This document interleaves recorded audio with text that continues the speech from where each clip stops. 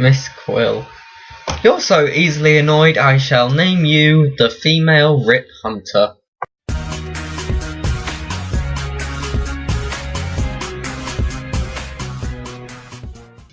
Well, first of all, let's talk about that opening sequence.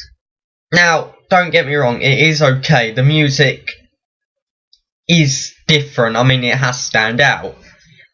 And appealing to young adult demographic, I don't think that orchestral stuff will really fit.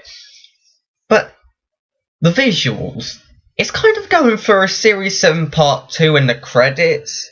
But in the opening scene, it's kind of like that, but then we have a heart, the characters, the cast, anyone else that... And that last bit, I suppose it's trying to be the stars, but I would have gone with, like, you know how the TARDIS doors opened in Series 7 Part 2? Do that with a tear. That would have worked. But anyway, it is an okay title sequence, and I suppose it's probably one of the ones I need to get used to. Now, onto the story. Wow.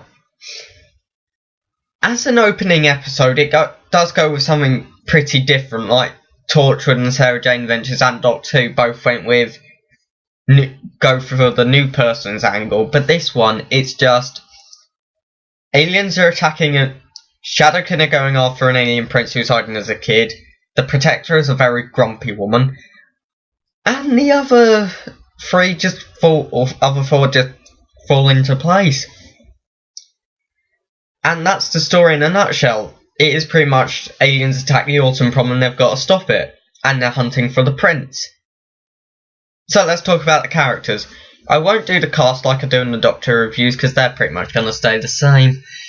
So, April is the likeable one, I'm pretty sure. She's a good character.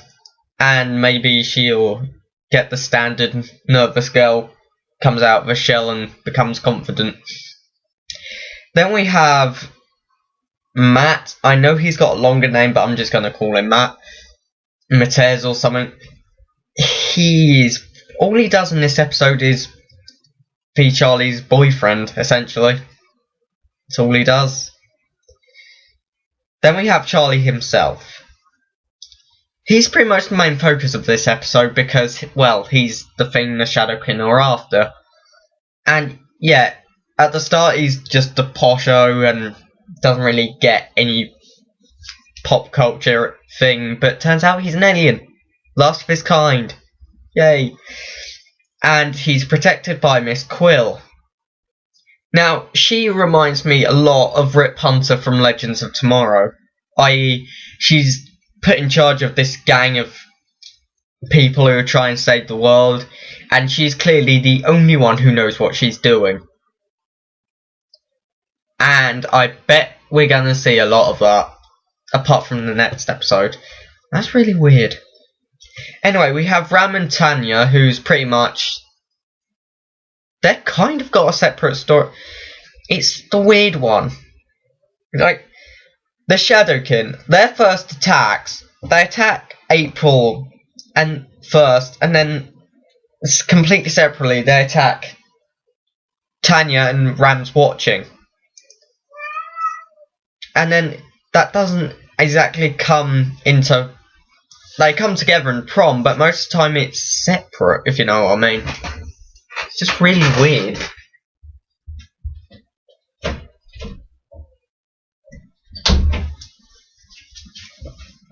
And then we have... Well, that's the story, but then we have the Doctor. Yeah, he's here. Great.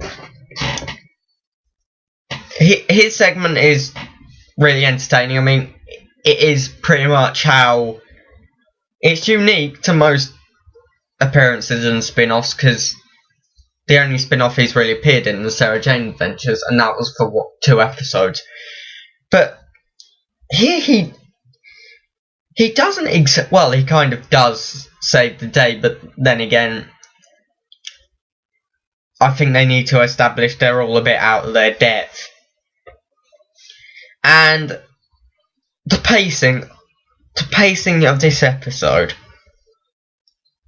it's okay, but it does kind of want to get to the action a bit too fast. Like, it establishes that normal kids. Then it goes for, the Shadowkin are attacking April. Okay, back to normal. We need to explain the backstory. Oh dear, they're attacking Tanya and Ram's watching. Okay, back to normal. They're just going to explain everything and wonder what hell happened. And then prom, and they're attacking. And then the Doctor showed up, and now they're dead. It is pretty much, they go from one thing, they slow down, then they speed up again, then they slow down, then they speed up again, and when the Doctor appears, it is literally just, okay, the Doctor's here, let's not worry about pacing, just go full speed ahead. It's like somebody read this script in one breath. And with the Doctor's segment, that'd probably be pretty hard. But let's talk about the setting, the school. I was initially skeptical of the idea, to be honest. And then again, with the lack of promotion, I kind of forgot about it. Then the trailer came around. Then I remembered it. But honestly, it has the most going against it, because it had few trailers. It's not being broadcast on an actual TV channel, it's being broadcast online. And these are all new characters, so they're going to have to introduce them. And speaking of which, this is only an 8-episode series, and it's pretty much being classed as a mini-series, so focusing on all these characters are going to be interesting on how they deal with it. Because this episode kind of feels like Ram is important to the story, like, obviously, April shares her heart with Korakainis, which is pretty much focusing on her. But then we have Miss Quill, Charlie, and Ram, who get focused on. The rest are kind of pushed to the side because we don't really need to know that much about them in this episode. They just seem to be the four that are important to the story. And obviously we have Rachel, Ram's girlfriend, who gets killed. I've seen the trailer for episode 3, and she seems to be important to that plot, or involved.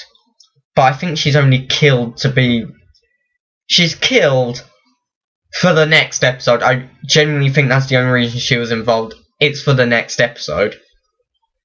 Speaking of which, let's talk about the villain. The Shadowkin. At first, when I heard Shadowkin, I honestly just thought cheap Ashton Arada. But then I saw them, and honestly, they look really good, and they're pretty impressive. Like, their planet, amazing, and Korakainis is a pretty good leader, and they tried harder than most for the first episode villain of the series. Like, they could have gone with Leandro from the Woman Who Lived. They could have literally just done something like him. But no. They actually tried, which is good. Speaking of the villains, Miss Quill and Charlie's backstory. They're aliens.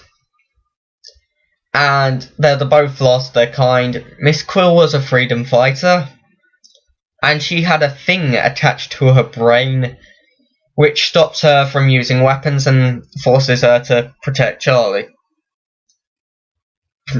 I'll give them one thing. They're trying to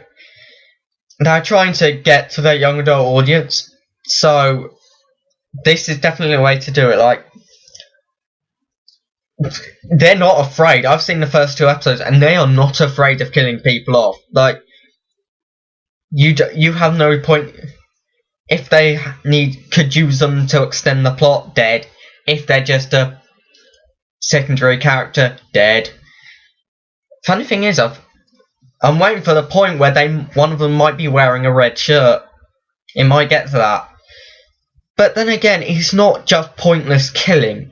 It's not just going dead, dead, dead, dead, dead. We're villains. Or we're appealing to the young adult demographic. Look, there's blood. It actually has got a point. And speaking of which, Ram gets his leg chopped off. Which, It's pretty impressive considering he can walk around. He actually walks around for a bit afterwards, then he passes out. How, I don't know, he's not even being supported. And then he just has a fake leg. And yeah, this is this is not only setting up this series, but it's also setting up Ram's plot in the next episode. And when you see the second episode, you will get that. And, well, I can't talk about this episode without mentioning the Doctor. I thought it would just be a 2-minute cameo, like he appears and just... To be honest, I thought that monologue in the trailer with him saying "Time never forgets" would be the extent of his appearance. But no, he's in it for a good 10 minutes. And he actually is the only one who talks down Coriolanus. And he does essentially send them back to where they came. And then I think Coriolanus is going to return in the series finale, probably. But this is the Doctor's probably only appearance. And if they get a second series, they may not only go longer, but may bring him back. But Peter Capaldi, you can just tell he's having fun with this. It's not like, oh, this isn't my show and I'm only appearing once, so it doesn't matter what I do. He actually tries. And, yeah, he pretty much talks non-stop for about 5 minutes, then he few nods to Doctor Who, haha, you're dead. But then again, there is that nod to Clara. Now, I'm not going to hold it against it. This is a spin-off. And it is just trying to tie itself into Doctor Who as much as it can. But seriously, you could have put Danny in there. Like Danny Pink. If you put Clara, you could at least put Danny Pink. Because, well, it has the head teacher from The Caretaker in it. But no, you'd get nothing for Danny, but you get something for Clara. Danny did more work there than Clara. Oh, God. Anyway, overall it's an enjoyable episode. Not the best, obviously the pacing, it had... I think it was just too scared to have them all in one place, so it kind of does them figuring out the same thing in 2 halves, like Tanya and Ram, just... That's a thing. And obviously we get April's and Tanya's parents. One's disabled and one's seen as overprotective. But this is an enjoyable episode, and I'm not going to lie, it's not that bad as a series opener. It does establish everything pretty good. But I think it's just that it does that. It establishes. It doesn't really extend anything. It's just like, we'll establish, every other episode will do the rest. So, it is enjoyable, and it's one of the best, it's not one of the worst series openers I've seen this year. No. So, overall, good episode. I'm gonna say a 7 out of 10, because it is good, but the pacing just needs a bit of work. Like, I feel like they could have stretched They're Ordinary Kids a bit further. And obviously we have Charlie and Miss Quill. And yeah, I think they get most of the plant focus with April. And I feel like the fact that she shared her heart with Coriolanus will lead her to be the bit of she can sense the tears. But overall, this did do what it was supposed to do. If it was supposed to get us excited for the series and make us tune in, it did do that. It's just the main thing they have to improve on is the pacing. I feel like they were so close. But join me next time when I take a look with the coach with the dragon tattoo. Yeah. You know, this is just a living tattoo, just sci-fi. They are really just stretching the sci-fi thing. They can take anything normal and make it abnormal. because because the culture of the dragon tattoo, it combines PE teachers and killer tattoos. Be afraid. Woo.